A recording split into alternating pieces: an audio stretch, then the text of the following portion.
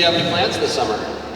And I said, yeah, actually my daughter is getting married in Memorial Day weekend. And he goes, oh, congratulations. Have you met the lucky young man that she is married?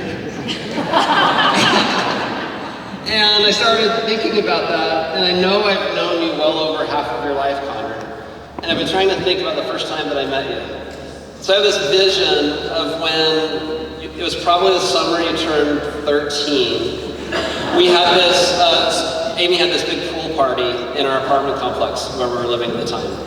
And she invited everybody from her classes, probably 30 or 40 of these kids that were there. And the boys were hyper and crazy, and Amy was quite embarrassed about all of it. And I'm looking around at these kids, and I'm thinking, what's wrong with this generation? There was a puberty thing going on, sure. But these kids were just over the top weird.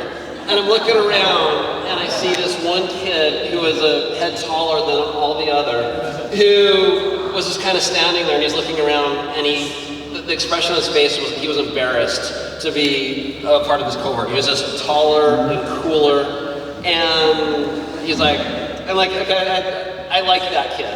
And I think that's the first time I noticed him. So then fast forward a couple of months, and it's Amy's birthday, and she had the same group of kids over for this big Halloween party. And it's the same scene where these kids are just acting all just crazy and weird. And I look across the room, and there's this kid that's kind of taller than the rest of them. He's as cool as ice. And I was kind of looking around going, what is this scene?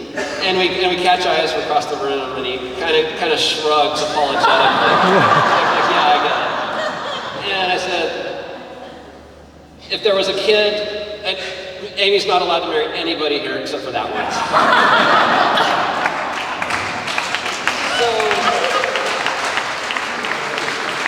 So since then, we've gotten to know each other really well. They've spent a ton of time at our house. And I never had a son, but if I could choose anybody, and this is sincere, you are the son I would choose. So welcome to the family.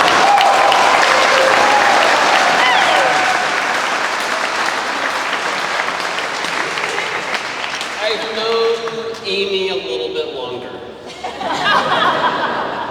In fact, I remember the very, very first moment that I laid eyes on her, which was about 20 or 30 minutes before she was born. So Susanna's in the delivery room, and she has an epidural. She is high as a kite, very relaxed. She's enjoying this.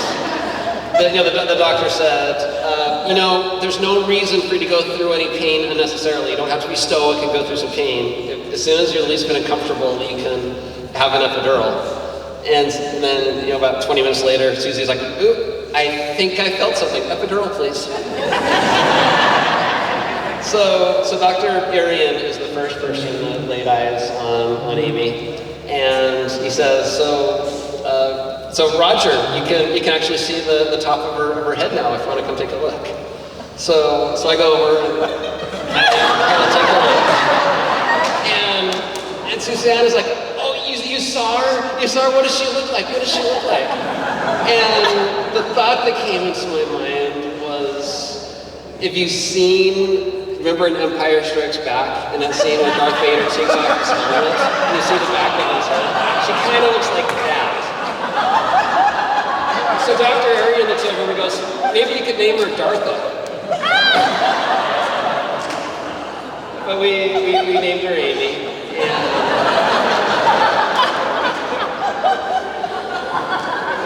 And after she was born and cleaned and weighed and counted all the fingers and toes, Susanna completely passed out, and I gave her her first bath. And then the nurse handed her to me as a baby with a bottle of sugar water to feed her for the very first time.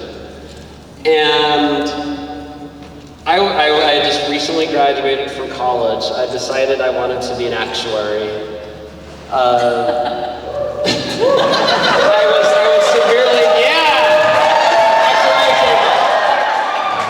was severely underemployed at the time, and actually had a temp job that had unceremoniously ended 2 days before that. So the guy said, we gotta let you go. I hope this isn't inconvenient. And I went, actually, my daughter's going to be born in 2 days, so I was going to ask for the day off anyway. It works out. So when I was holding Amy in my arms that very first time, I looked at this sweet, sweet baby, and I said, Amy, I promise you we're going to make this work, and I'm going to give you a really good life. And she has been my inspiration since then. I passed my first actuarial exam 2 weeks later, and fast forward until now, and here we are. So Connor, Amy has been my inspiration, and I've worked my butt off to take good care of her. And now it's your turn. So, to my absolute favorite guide, only one that I would allow to marry my daughter, and to my child and my inspiration, let's give a toast to Amy and Connor.